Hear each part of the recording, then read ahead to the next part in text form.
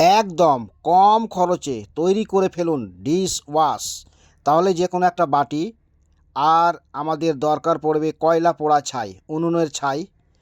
তারপরে আপনাকে দিতে হবে 4 থেকে 5 চামচ আপনার গুঁড়ো সার্ফ, কাপড় পরিষ্কার করা সার্ফ।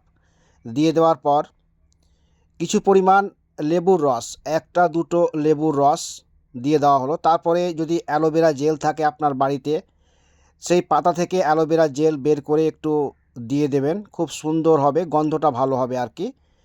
তো এটা দেওয়ার পরে ভালো করে মিশিয়ে নিতে হবে।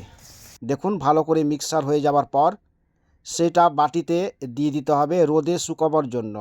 রোদে শুকে গেলে তৈরি হয়ে গেল আপনার ডিশ ওয়াশ। এবার আপনি বাড়ির যে কোনো পোড়া কড়াই হোক, থালা বাসন হোক, অতি ঝাঁ চকচকেভাবে পরিষ্কার করতে পারবেন। দেখেন আপনি একদম ঝাঁ পরিষ্কার চকচকে হয়ে গেল। তাহলে দেরি নয়, এভাবেই তৈরি করে ফেলুন ডিশ ওয়াশ।